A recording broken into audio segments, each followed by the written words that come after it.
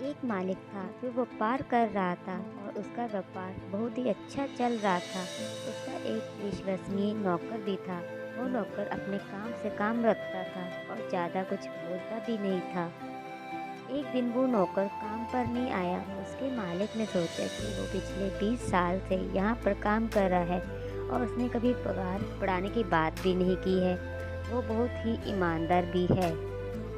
मालिक को लगा कि शायद उसे अपना पगार कम लग रहा हो, इसीलिए वो आज काम पर नहीं आया। ऐसा सोच के मालिक ने उसका पगार बढ़ा दिया। दूसरे दिन वो नौकर काम करने आया। उसे अजीब लगा और पता भी नहीं था कि मेरे मालिक ने मेरी पगार क्यों बढ़ा दी है। मैं वैसे ही काम करता रहा जैसे पहले करता था। 3-4 महीनों के बाद फिर से वो नौकर काम पर नहीं आया। वो बिना बताए ही काम पर नहीं आया था। इस बार उसके मालिक को ये बात पसंद नहीं आई। मालिक ने सोचा कि उसका पगार बढ़ाने के बावजूद भी वह काम पर नहीं आया। मालिक ने इस बार उसका पगार जितना बढ़ाया था उतना ही कम कर दिया। पगार कम करने के दूसरे दिन ही वे काम पर आया। इस बार भी वो वैसे ही काम कर रहा था जैसे वो पहले करता था। ये सब देखकर मालिक को आश्चर्य हुआ कि कुछ बोल क्यों नहीं रहा है। मालिक ने नौकर को बुलाया और पूछा कि पहले मैंने तेरा पगार बढ़ाया था, तब तू कुछ भी नहीं बोला।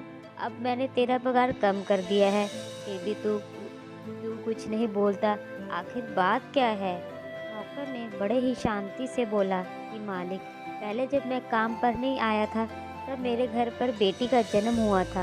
उस वक्त भगवान ने आपको मेरा पगार बढ़ाने की प्रेरणा दी थी, क्योंकि घर का खर्च पहले से बढ़ने वाला था। इस वजह से आपने मेरा पगार बढ़ाया था।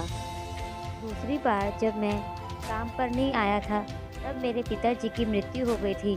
भगवान को लगा होगा कि एक व्यक्ति का खर्च कम हो गया है, इसलिए आपको मेरा पगार कम करने की प्रेरणा दी। भगवान जो करते हैं वो सोच समझ कर ही करते हैं, इसलिए हमारे साथ जो होता है वो अच्छे के लिए ही होता है।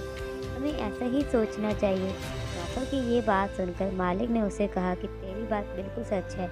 मालिक ने नौकर की पगार दुगनी कर दी।